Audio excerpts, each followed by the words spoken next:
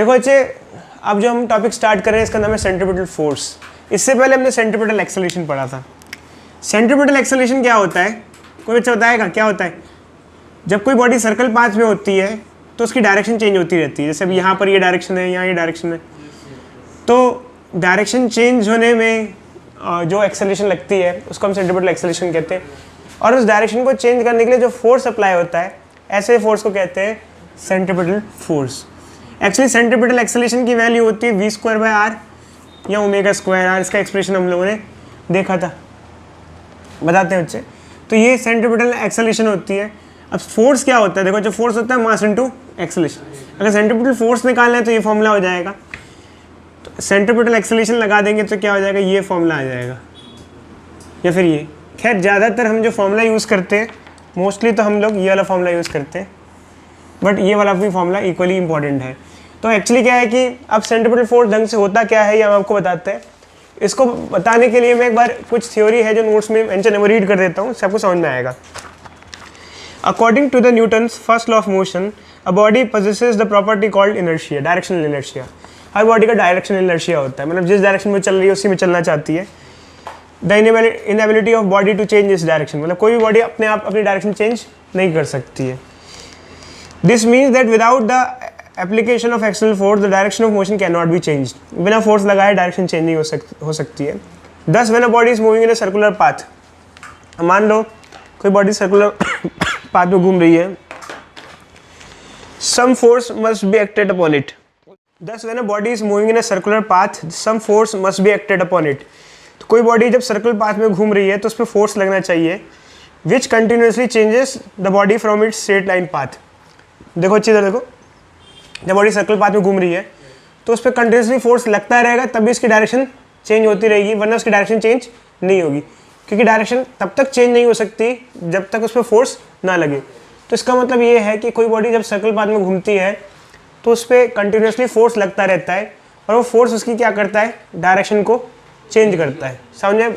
ऐसे फोर्स को हम क्या कहते हैं, सेंट्रीपिटल फोर्स। ठीक है, ठीक है। It makes clear that the applied force should be perpendicular to the direction of motion. ये बात बहुत क्लियर है कि जैसे बॉडी का मोशन इधर है तो जो फोर्स लगना चाहिए वो परपेंडिकुलर लगना चाहिए। कोई बच्चा बताएगा ऐसा क्यों, कि जिस डायरेक्शन में बॉडी है उससे फोर्स परपेंडिकुलर लगेगा तो फिर क्या फ़ायदा है? जो हमारा फोर्स लगेगा वो परपेंडिकुलर होना चाहिए डायरेक्शन ऑफ मोशन। क्यों? देखो अच्छा, मैंने आपको पहले समझाया था कि अगर फोर्स बॉडी की मोशन की डायरेक्शन में लगता है तो फोर्स स्पीड को बढ़ाता है, अगर फोर्स मोशन के अपोजिट लगता है तो स्पीड को घटाता है। अगर फोर्स बॉडी की डायरेक्शन के परपेंडिकुलर लगता है मोशन के तो सिर्फ क्या करता है, डायरेक्शन चेंज करता है। तो ये फोर्स हमेशा वेलोसिटी के परपेंडिकुलर होगा और ये जो परपेंडिकुलर फोर्स है ये बॉडी का सिर्फ डायरेक्शन चेंज करेगा, स्पीड को बढ़ाएगा घटाएगा नहीं। इसे कहते हैं सेंट्रीपिटल फोर्स। ठीक है। This force therefore must act along the radius and should be directed towards the centre. ये फोर्स हमेशा रेडियस के टुवर्ड्स लगता है, रेडियस की डायरेक्शन लगता है और हमेशा सेंटर के टुवर्ड्स लगता है, जिससे बॉडी की डायरेक्शन को चेंज करने में मदद करता है। ठीक है। This force is known as centripetal force. The value of centripetal force is given by this. उसके बाद दे रखा है कि इसके एग्जाम्पल क्या है। इसका एग्जाम्पल है gravitation force, friction force, electric force, magnetic force. जैसे कुछ केसेस डिस्कस किए गए बच्चे, जब हम किसी स्टोन को रस्सी में बांध के घुमाते हैं ऐसे, तो उस केस में जो टेंशन फोर्स है, रस्सी का जो टेंशन फोर्स है वो सेंट्रीपिटल फोर्स देता है। टेंशन जो लग रही होती है स्ट्रिंग में, ये सेंट्रीपिटल फोर्स देता है। नेक्स्ट एग्जांपल है जब अगर देखा जाए प्लैनेट्स सन के राउंड घूम रहे हैं तो सन क्या लगाता है, प्लैनेट्स पे क्या लगाता है, ग्रेविटेशन फोर्स लगाता है। तो ये जो ग्रेविटेशन फोर्स है, ये प्लैनेट ऐसे जा रहा है और सन इस पर ऐसा फोर्स लगा रहा है, तो ये जो ग्रेविटेशन फोर्स है वो सेंट्रीपिटल फोर्स प्रोवाइड करता है, मतलब घूमने में मदद करता है। जब कोई इलेक्ट्रॉन जैसे हाइड्रोजन एटम में प्रोटॉन के राउंड घूमता है तो इनके बीच में जो चार्ज के बीच में इलेक्ट्रोस्टैटिक फोर्स होता है वो सेंट्रीपिटल फोर्स प्रोवाइड करता है। तो कहीं ना कहीं किसी न किसी रूप में सेंट्रीपिटल फोर्स मदद करता है ताकि बॉडी सर्कल पाथ में घूम पाए, तो उससे बॉडी सर्कल पाथ में घूम पाती है। और जब गाड़ियाँ रोड पर टर्न लेती हैं तो फ्रिक्शन फोर्स सेंट्रीपिटल फोर्स देता है ताकि गाड़ी टर्न ले पाए। ये तो सिर्फ ऊपर ऊपर सर्च है, अब हम डिटेल में देखते हैं कि क्या सिचुएशंस होती हैं, कैसे कैसे होता है। तो चलो बच्चे चालू करते हैं, देखें आगे, ठीक है। देखो बच्चों, हमारे पास एनसीईआरटी का क्वेश्चन है 5.21। तो अभी हम इसी से एसोसिएटेड क्वेश्चंस करने वाले हैं। एक स्टोन है, उसका मास दिया हुआ है जो कि क्या है 0.25 kg, उसको हम घुमा रहे हैं, ठीक है। और घुमाने में जो रेडियस है सर्कल का वो 1.5 मीटर है, ठीक है। और क्या दिया हुआ है, उसकी जो स्पीड है वो 40 रिवॉल्यूशन पर मिनट है। हमसे क्या पूछा है बच्चों फर्स्ट पार्ट में, बताना। फर्स्ट पार्ट में क्या पूछा है हमसे, बोलो।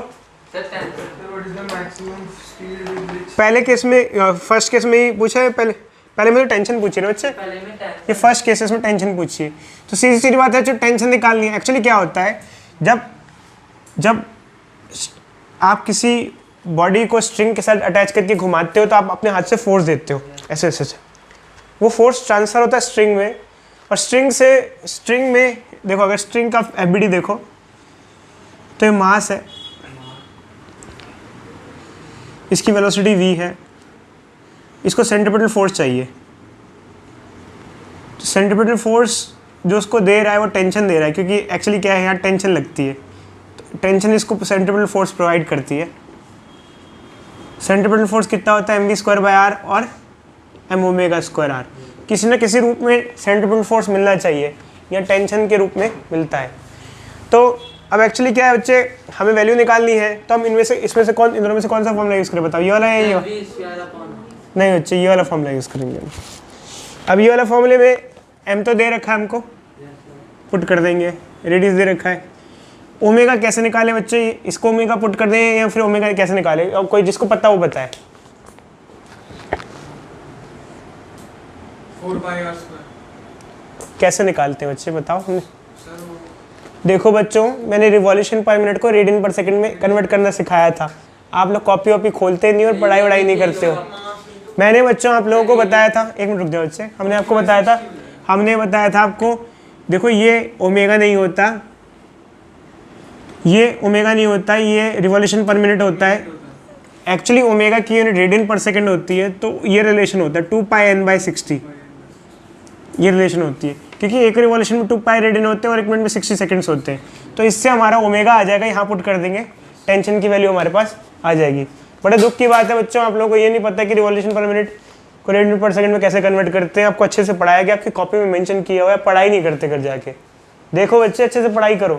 पढ़ाया नहीं पढ़ाया हमने ओमेगा अच्छे से, बोलो बच्चे, पढ़ाई करो अच्छे से, घर जाके पढ़ाई करो।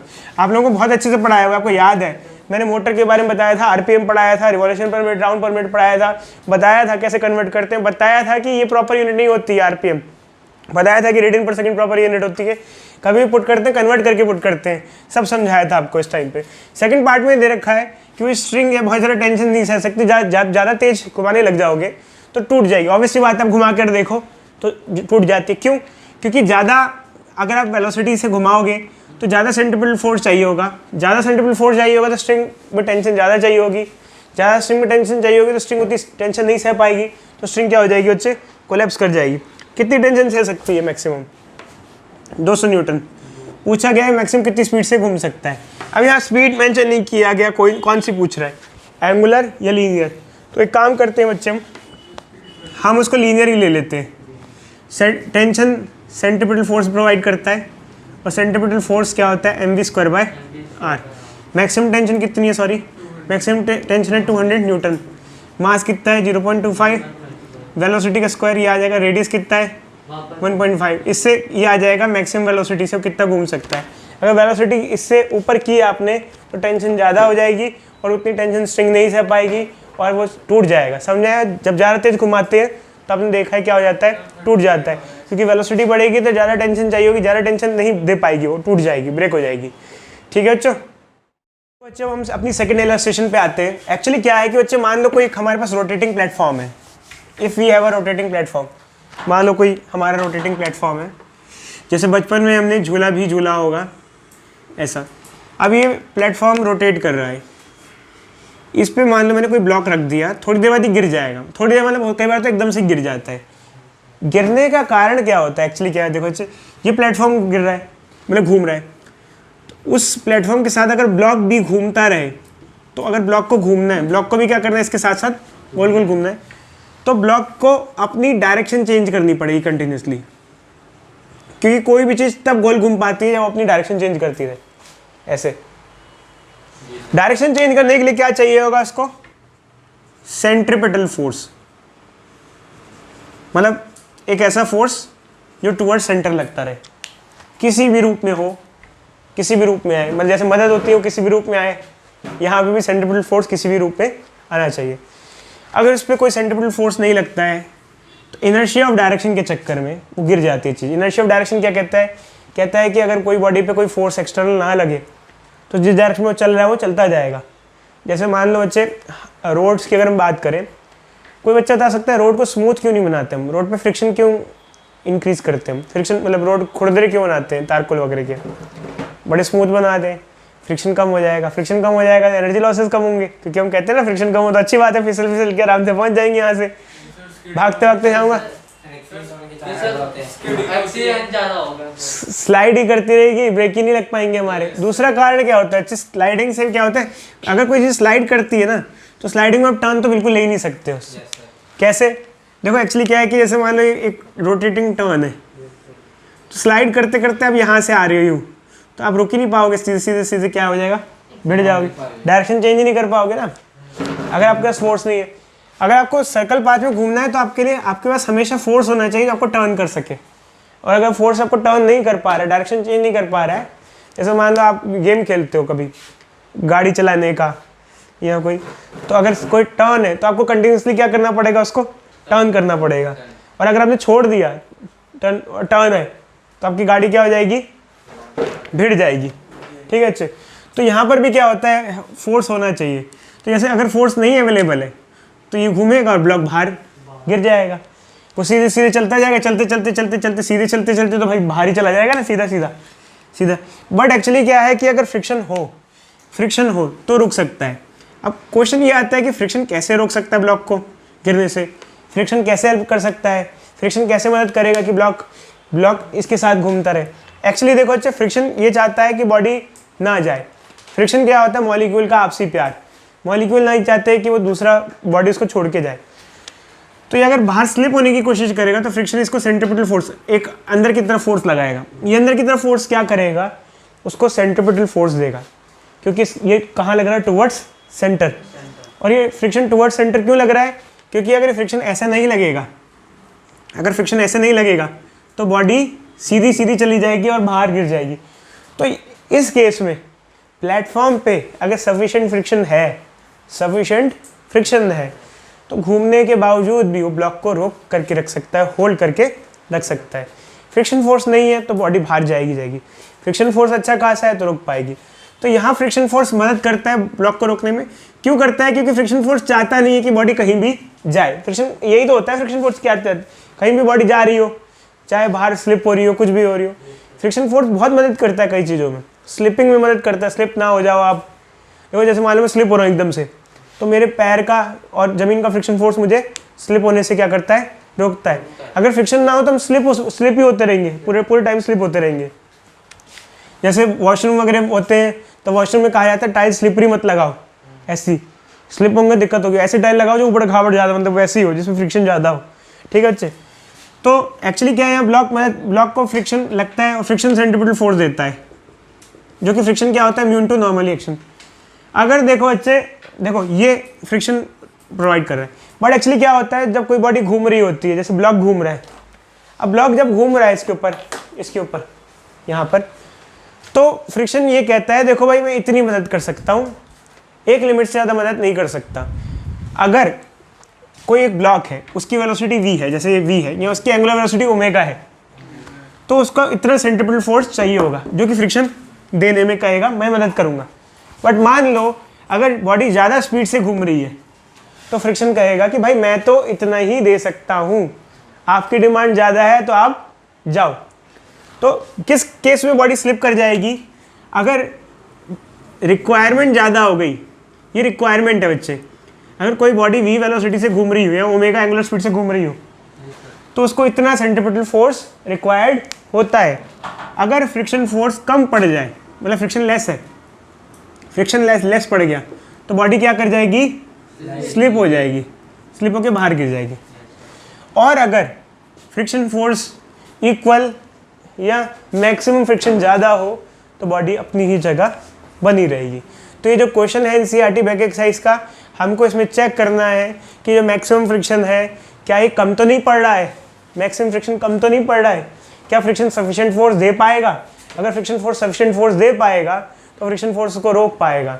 अगर फ्रिक्शन फोर्स सफिशिएंट नहीं है तो बॉडी स्लाइड करके नीचे चली जाएगी, क्योंकि फ्रिक्शन फोर्स स्लाइड करने से, बॉडी को खिसकने से, नीचे जाने से रोकता है। तो इसमें वैल्यूज दे रखी है, चलाना दिखाना। हाँ हम लोग में एक्चुअली क्या है, इस क्वेश्चन में वैल्यूज दे रखी है, तो इवन इस क्वेश्चन में मास वास भी गिवन नहीं है, तो कई बच्चों को इसमें प्रॉब्लम भी होती है। ये क्वेश्चन कौन सा है, देखो अच्छी क्वेश्चन है 5.37 एक बॉडी है जो घूम रही है 33 रिवॉल्यूशन पर मिनट में। तो सबसे पहले हम इसको ठीक कर लेते हैं। इसको क्या लिख सकते हैं बच्चे, बता सकते हो? इसको क्या लिखेंगे, 100/3 रिवॉल्यूशन पर मिनट। अब इसको रेडियन पर सेकंड में कन्वर्ट करना है तो क्या करते हैं, 2πn/60, 2πn कितना है, 100/3 60, क्या आ जाएगा बच्चे, बता सकते हो कोई?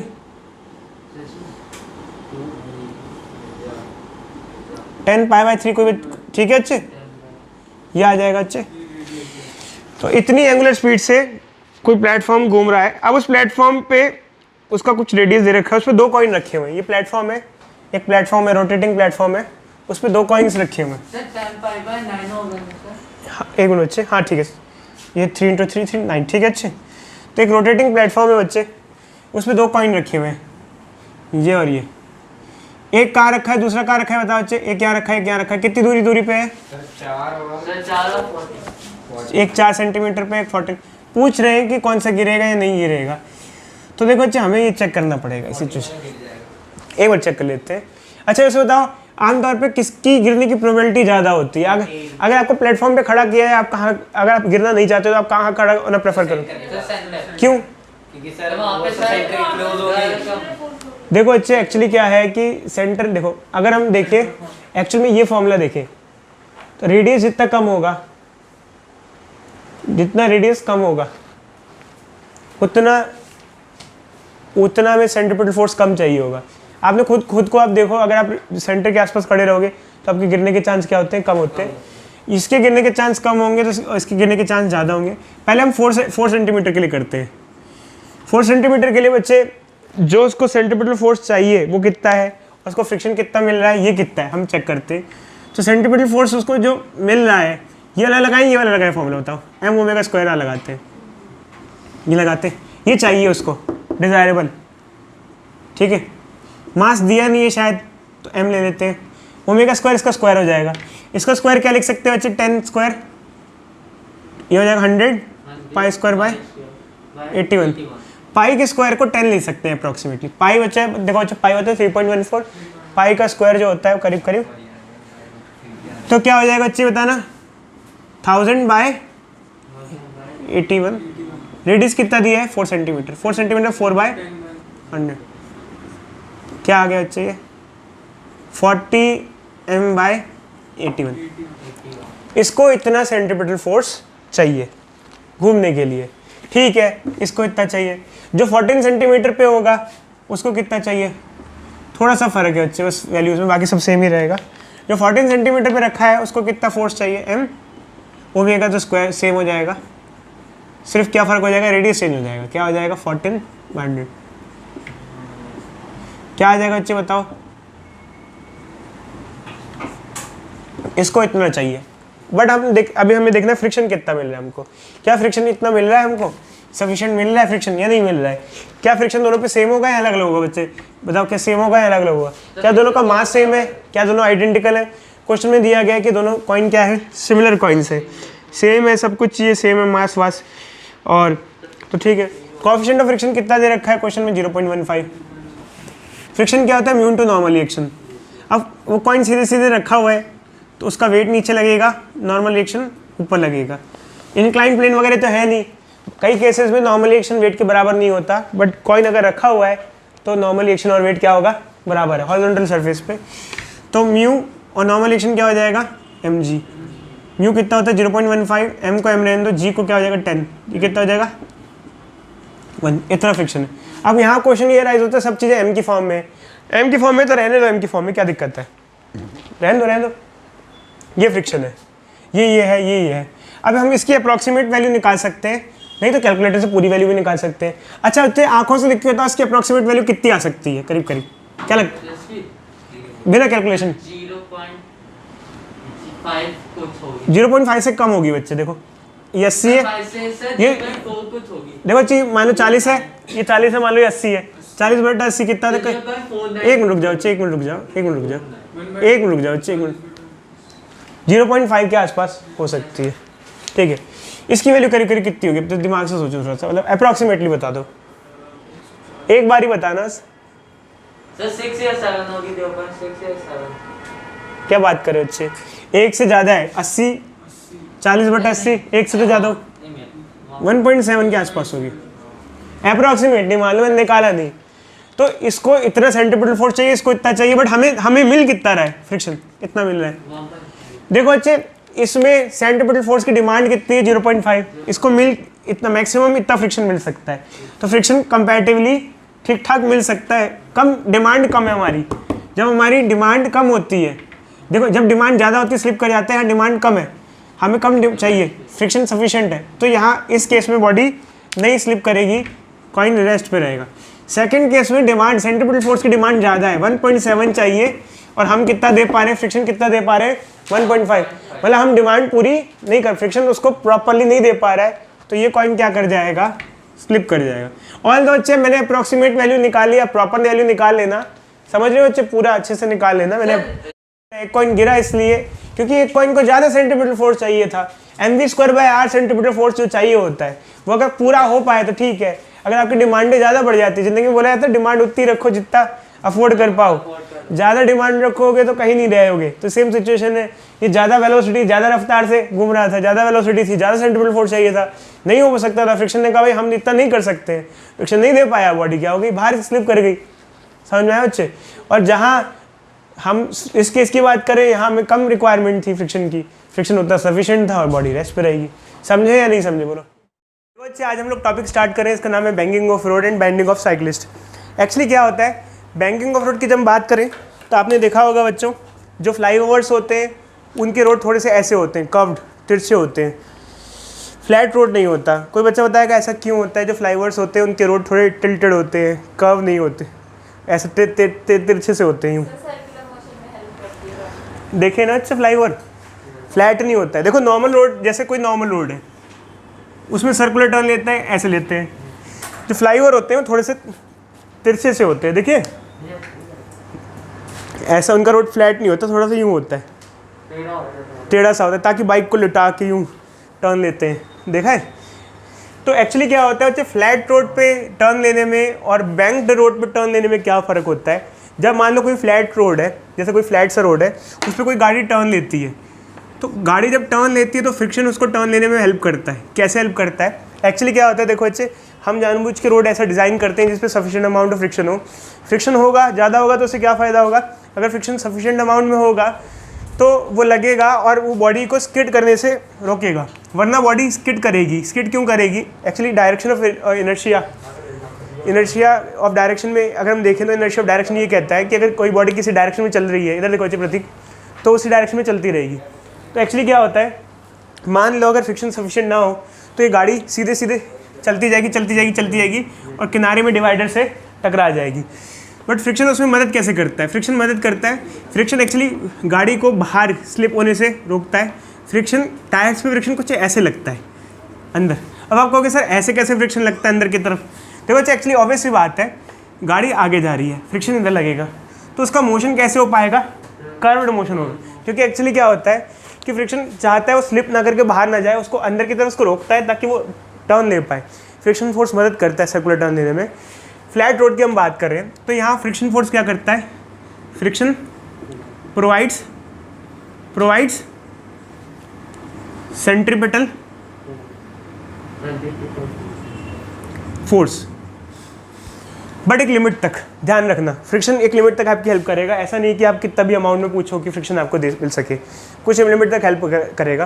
तो एक्चुअली क्या होता है, जब हम कभी सर्कुलर रोड पर टर्न लेते हैं तो ऐसा नहीं कि किसी भी अनलिमिटेड स्पीड से टर्न लें। अगर हम ज़्यादा स्पीड करेंगे तो फ्रिक्शन अपने हाथ खड़े कर लेगा, फ्रिक्शन हाथ खड़े कर लेगा तो क्या होगा, गाड़ी का क्या होगा, गाड़ी स्किड करते हुए सीधे सीधे डिवाइडर पे भिड़ जाएगी। तो एक्चुअली क्या होता है, हमें क्या ख्याल रखना होता है। मान लो हम v वेलोसिटी से जा रहे हैं, हमारी व्हीकल का मास m है। तो देखो अच्छे इधर देखो बोर्ड पे, अगर हमारी व्हीकल का मास m है, हम v वेलोसिटी से जा रहे हैं और हमारा जो रेडियस, जो सर्कुलर ट्रैक है, जैसे इस ट्रैक पे जा रहे हैं, इसका रेडियस r है। इधर देखो अच्छे, यहाँ जो r है वो किसका रेडियस है, सर्कुलर ट्रैक का रेडियस। जैसे ट्रैक सर्कुलर है, उसका कुछ रेडियस होगा। तो हमको इतना सेंट्रीपिटल फोर्स डिजायरेबल है, रिक्वायर्ड सेंट्रीपिटल फोर्स। एक मिनट रुक जाओ बच्चे, आ जाओ बच्चे। अगर हम किसी भी रोड पे टर्न ले रहे हैं तो हमको इतना सेंट्रीपिटल फोर्स रिक्वायर्ड है, इतनी हमारी रिक्वायरमेंट है। फ्रिक्शन अगर इतना दे पाएगा तो ठीक है, और अगर फ्रिक्शन इतना नहीं दे पाएगा तो गाड़ी क्या हो जाएगी, टकरा जाएगी। फ्रिक्शन फोर्स कितना लग रहा है, फ्रिक्शन फोर्स कितना लगता है, म्यू इंटू एन। अब ये एन कितना होगा भाई, बॉडी गाड़ी का वेट नीचे लग रहा है mg और ऊपर लगेगा एन। तो अगर देखा जाए तो नॉर्मल रिएक्शन इस केस में क्या हो जाएगा, mg के बराबर हो जाएगा, mg। तो यहाँ फ्रिक्शन फोर्स हमारी मदद करेगा। बट सेफ कंडीशंस में क्या होना चाहिए, देखो अच्छे, सेफ कंडीशन में मैक्सिमम फ्रिक्शन, जिसको हम लिमिटिंग फ्रिक्शन कहते हैं, जिसको हम कहते हैं limiting friction, should be greater than equal to desirable centripetal force.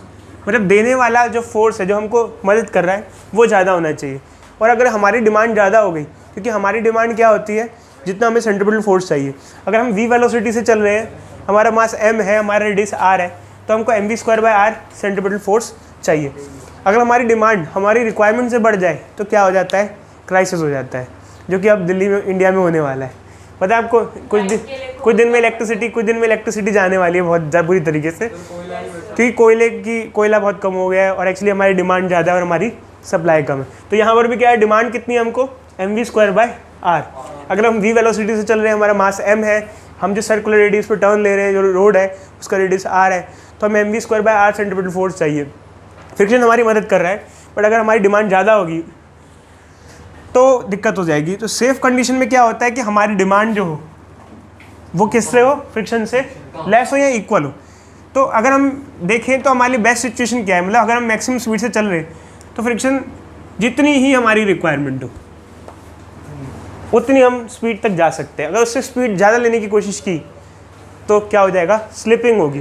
Friction की वैल्यू कितनी होती है बच्चे, mu into normal reaction.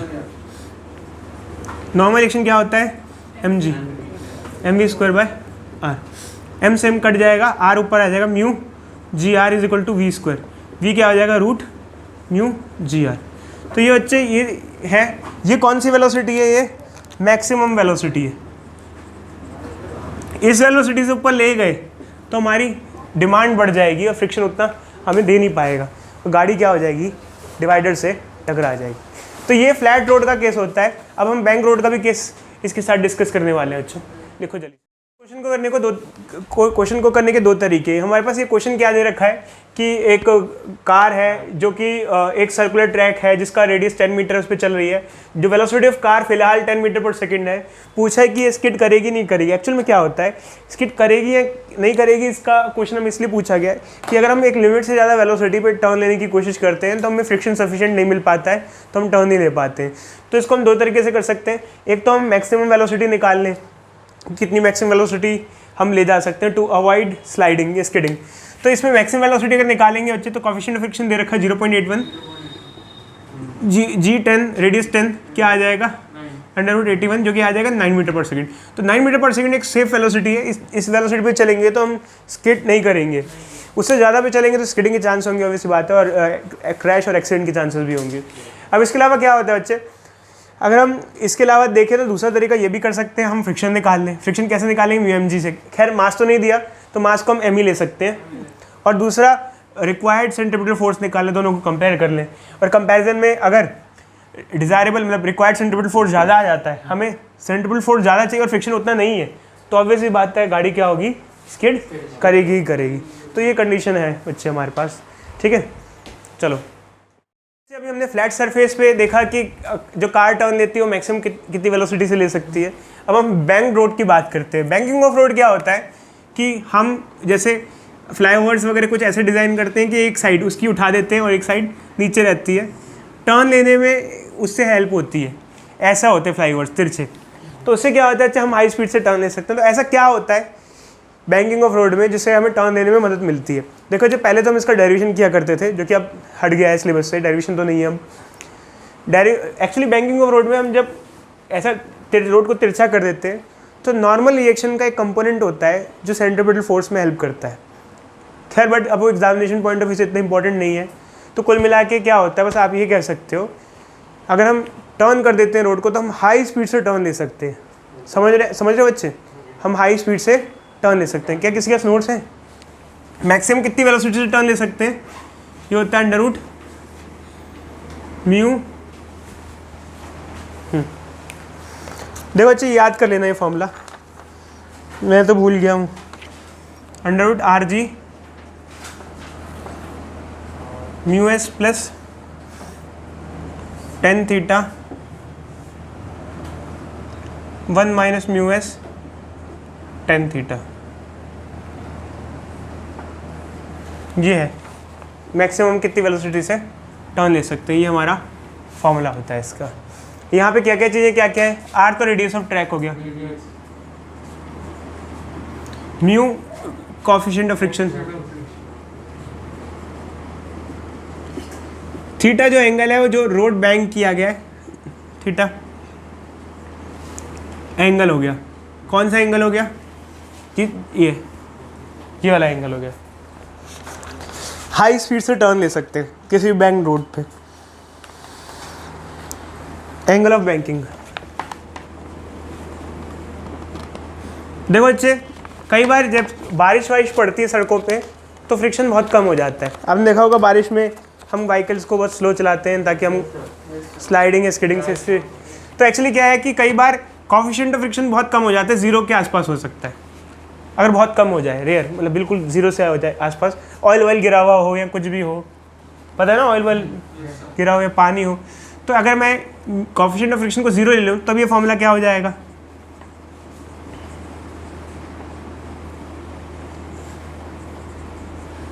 Zero zero सिर्फ हो जाएगा टेन थीटा। तो ये फॉर्मूला आ जाता है, इसको हम ऑप्टिमम वेलोसिटी कहते हैं। खैर वो तो जब क्वेश्चन में आएगा आपको दिख जाएगा। ऑप्टिमम स्पीड, इसमें हम फ्रिक्शन की डिपेंडेंसी छोड़ देते हैं। कई बार ऐसा होता है फ्रिक्शन हमारा सपोर्ट नहीं देता है, कई बार पानी वानी पड़ा होता है रोड पे तो फ्रिक्शन हमें मदद नहीं करता है। ऐसे सिचुएशन में हम ये भी फॉर्मूला यूज़ कर सकते हैं। ये फॉर्मूले तब यूज़ हो जाएंगे जब कुछ वैल्यू दी हुई होगी, डायरेक्ट पुट कर दोगे, बहुत ज़्यादा वेरिएशन नहीं मिलता है। कुछ वेरिएशन अगर एग्जामिनेशन में हो भी गया तो ऐसे हो सकता है, देखो बच्चे जैसे मान लो थीटा नहीं दे रखा, इधर देखो ये एक्स मान लो और ये वाई है, ठीक है बच्चों। तो यहाँ से ये वैल्यू दे रखी होंगी, कितना विड्थ रोड की है, कितना वो बैंक किया गया है, कितना उठाया गया है। तो एक्स और वाई से टेन थीटा निकाल सकते हो आप। टेन थीटा क्या होता है? Y by x. तो कुछ वैल्यूज़ ऐसी हैं, बट खैर मुझे नहीं लगता MCQ में इतना कुछ आना चाहिए, बस बेसिक फॉर्मूलेज हैं वो आ सकते हैं। बाकी अच्छे वैल्यूज़ पुट कर दोगे आंसर आ जाएगा। इसके नेक्स्ट टॉपिक है बेंडिंग ऑफ साइक्लिस्ट।